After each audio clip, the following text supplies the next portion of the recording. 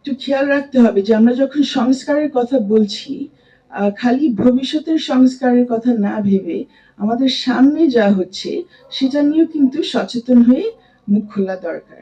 So যে এই আইনগুলোর প্রেক্ষাপট, মানে এই আইনগুলোর দুটো আইনের প্রয়োজনীয়তার প্রেক্ষাপটটা ছিল যে জুডিশিয়ারি নিয়ে আমাদের পাবলিকের আস্থা অনেক কমে গেছে।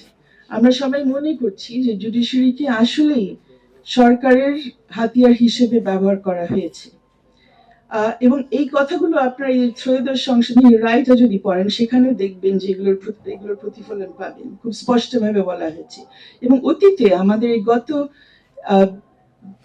15 বছরের বা 17 বছরের কথা যদি বলি, আমরা দেখেছি কি কি ঘটনা ঘটে গেছে।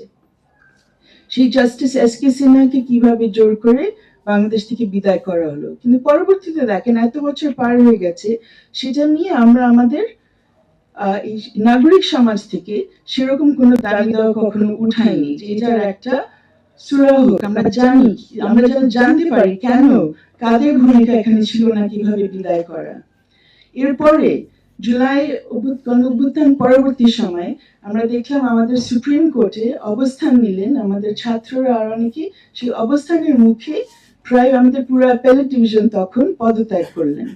এরপরে আমরা দেখলাম আবার তাদের দাবির মুখে অনেকজন জজকে হঠাৎ করে বসিয়ে দেওয়া হলো। তাদের মধ্যে কয়েকজন জজ ছিলেন যাদেরকে আমরা জানতাম খুবই দক্ষ, এবং তাদের থেকে আমরা অনেক ধরনের ন্যায় বিচার, এবং খুব শুধু ন্যায় বিচার না, মাইল ফলক রায়ও পেয়েছি। এমন এমন জাজদেরকে সেখান থেকে বসিয়ে দেওয়া হলো, তাদেরকে পরবর্তীতে রিমুভও করা হয়নি, কয়েকজন শেষমেশে নিজেরা পদত্যাগ করেছেন।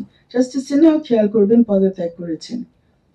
এরপরে দেখেন, আপনারা হয়তো তাকে অনেকে পছন্দ করেন না, আমাদের একজন চিফ জাস্টিস, জাস্টিস খায়রুল হক, উনি এখন অনেক মাস, যিনি ওই কন্ট্রোভার্সিয়াল আমাদের সেই ত্রয়োদশ সংশোধনীর যে রায়টা সেটাও দিয়েছেন, এর বাইরে অন্যান্য কিছু রায় আছে যেগুলো নিয়ে অনেকের সমস্যা আছে, কিন্তু উনি এখন অনেক মাস ধরে জেলখানায়। জেলখানায় কিসের জন্য? ওইসব রায় লেখার জন্য না। উনি জেলখানায় কেন আছেন? জেলখানায় ওনাকে বিভিন্ন জুলাই হত্যা মামলায়, আমি বলতে পারি সম্পূর্ণ মিথ্যাভাবে ওনাকে সেখানে জড়ানো হয়েছে। মিথ্যাভাবে বলছি কেন?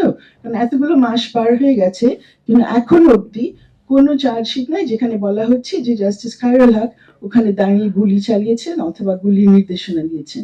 এটা নিয়ে আমরা কি মুখ খুলছি? নাগরিক সমাজ, সুশীল সমাজ, সুজন, বাংলাদেশ বার অ্যাসোসিয়েশন, বার সমিতি, কেউ না, চুপ হয়ে আছি। কোর্টগুলো তাও জামিন দিচ্ছে, কিন্তু অনেক সময় কোর্টে যেটা করতে হচ্ছে, আমরা আমাদের দুইজন জাস্টিস যারা আমাদের সামনে আছেন ওনাদের ব্যাপারে আমরা দেখতাম যে ওনারা কোনো রায় দেওয়ার সময় ওনাদের সামনে যে কাগজপত্র, সামনে যে দুই পক্ষের আইনজীবী এবং ওনাদের বিবেক, এই তিনটা জিনিস বিবেচনা করে ওনারা রায় দিতেন।